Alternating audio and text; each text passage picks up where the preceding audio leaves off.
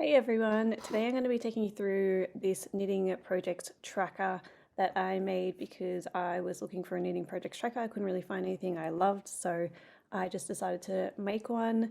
You can see here that I've set up about 16 projects here, and originally I did make this because I wanted to do it for my testing so that when I did do my testing, I could get an overview very quickly of what was in testing and all the little tasks I had to do for it. But I found that it's working quite well to be just even for knitting projects. If you're going to be working on something for a long time, this is great. If you're a tester, you can use this for testing and you can fill out all the areas you need to fill out.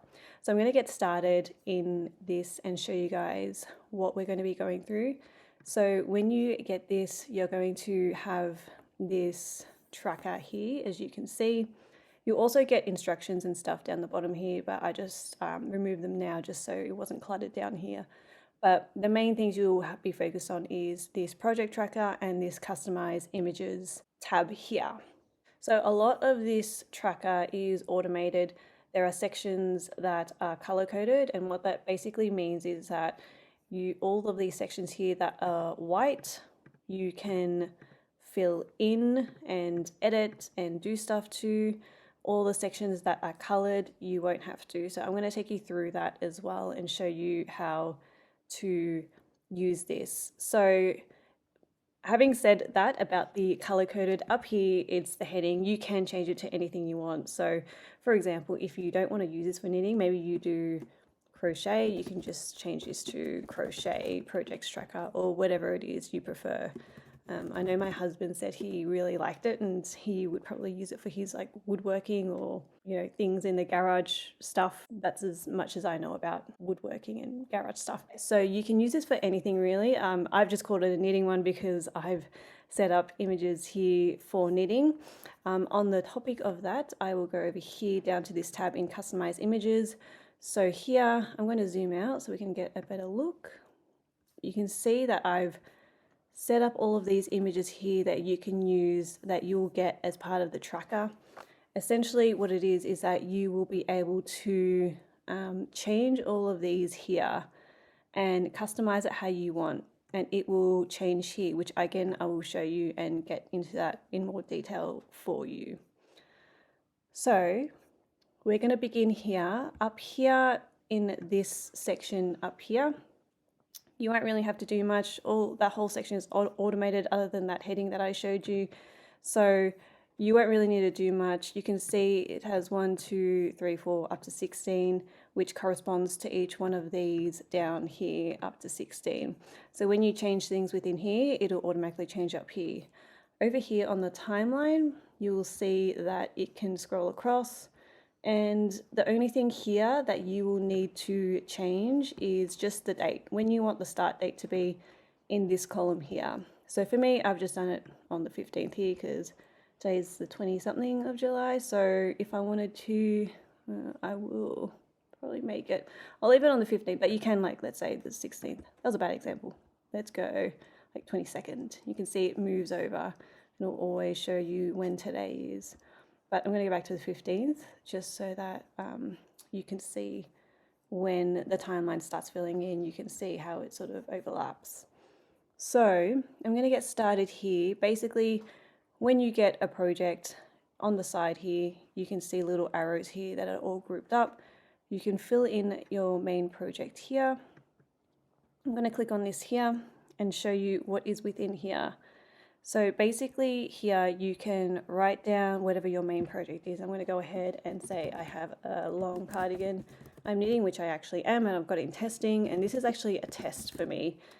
And then I'm going to write down, you can really use this for anything you want. So because this is a test, I'm going to go through the sections. Such, it's a top-down cardigan. So I'm going to say, like, for example, what am I starting with? You start with like the neckline, and then you work down to the shoulders and yoke section, and then you work the body, and then you work the sleeves, and then I guess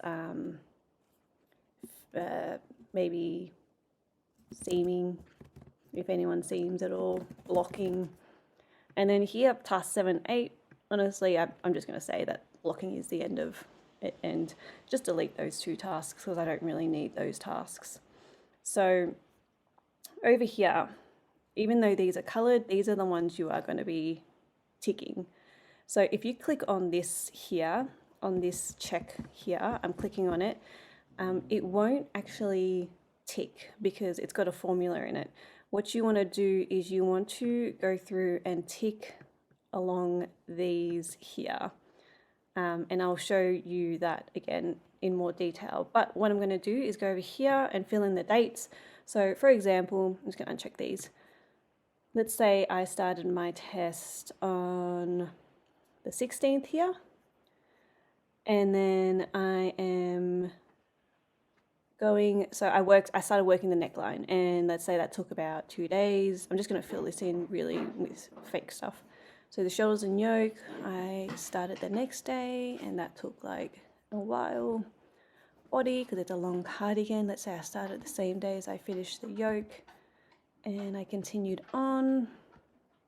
And sleeves take forever because Sleeve Island is a thing. Let's go from like the 1st to like there. And then I needed a break, kept working on the 13th to the 17th, a bit faster this time. And then I decided to block it a couple of days later. And let's say August, it's still a bit cold, so it'll take a couple of days to block, for me anyway, in Australia. So let's say it took 3 days to block, and that's the finish. So up here, you can see that this is automatically filled in from the date I started to basically the date I ended, and these will automate, will tell you the total days between these 2 dates. So it took me 2 days to work the neckline, 5 days to work the shoulders, 8 days, and etc., etc. So I've filled that in now, and you can see that it's automatically highlighted here in my timeline in this section here. And then you can see the gaps, you can see the total amount of days worked here, and then you can see the total amount, oops, go back to it, total amount for each task that I worked for each one. Now, you can see here some images here, and it says work in progress and completed. So this section here, do not touch it, do not touch this entire section here, because this is all automated as well. You can see here there's a drop down. You want to go there, and because it says, so I've written this as a cardigan, I'm going to put in cardigan there, and it'll show you a cardigan. And this here has been assigned from over in my tab here where it says cardigan. So this will automate here, so you don't need to touch this. The only thing you need to do is update this here, and you can see up here that it will automatically show you the image for that. So I'm going to go through and actually just do a whole lot of different ones, and you'll see that it will keep changing up here. I'm going to do it for this first row up here.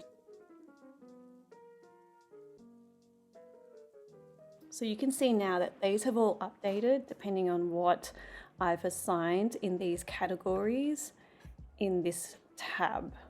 Now, if for some reason in here you want to put a different picture, so what's this? This is a cardigan. So I'll actually change it for the cardigan here so you guys can see. So I've got my cardigan here, but I want to change, let's say over here in my image library. This is where you can choose what you want to copy and paste into your categories. So for my cardigan, for example, let's say I want to make this look like my work in progress, and I'll just copy and paste that. So what I did is on my Mac, I did Command C to copy, and then Command V, and you can see it's copied over. And then I'm going to choose, let's go with this purple here. I'm going to choose the purple and pop it in there. And you can see that's changed to purple now. And then if I go over here, you can see it is automatically changed in here as well. So in here, just add whatever, you can add any pictures you want. There's all these sections here. You can add as many pictures as you want. and you can add as many categories as you want. And those categories will be updated in here. So for example, you can see gloves is the last thing here. So if I decided to say add a jacket in, and I don't really have a jacket photo here, but I'll throw in this sweater here. I'll put that there, and I will make it, let's go with an orange. So just Command C and Command V. And if I go over here and change this one to a jacket, you'll see that that will change automatically to a jacket. And that's pretty much it. So all of this, again, you don't really have to don't change any images in here. Always do it from this tab here. So now we can see that that has shown us the entire timeline, and that's really it. It's just a really fun way to see everything. So when you obviously here in your checkboxes, when you've completed working your stuff, you just go through and check it. If I go ahead and check all of these, you'll see that it'll automatically check up here. And not only that, it'll color it up here, which is like the most fun thing that I can just think of for this, because I'm one of those people that likes to see things automatically. The reason why I wanted these images is to be like, okay, what am I working on now? You know, I can look here automatically and go, I'm working on a cardigan, a sweater, a vest, a top, a dress, etc., etc. So these images here, this default, by the way, is, so for example, if I choose my cardigan up here, if I just delete that, as in I just click on that there and then press delete, it'll automatically go back to whatever your default is that you assign in this tab up here. So you can change that to anything you want. So if I, for example, copy that and paste it there and make that the default, make it more gray, you'll see all of these change to the default. So if you don't assign anything to your project here, it'll automatically go to a default. But if I decide that I want to not have a default, it'll have nothing here at all. And it will be the same here. I would obviously just say assign something because it's more fun to see something there. And I'll pop that back in there like that. There's also a progress bar down here which shows the progress of all of your tasks. I'll just start unchecking so you can sort of see that, you know, it shows you're 50% done, you're almost there. So I'm just going to fill in a few of these just so we can have a look. Let's say like I've decided, oh, you know what, I want to add a pom-pom to my hat.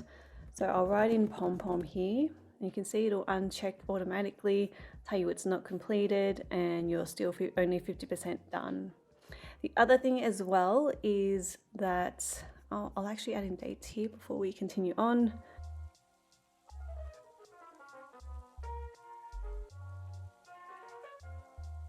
So you can see it sort of filled in here, and I might zoom out a bit more just so we can have a look. So you can see it's got the overall timeline, and then you've got all your little tasks broken down here.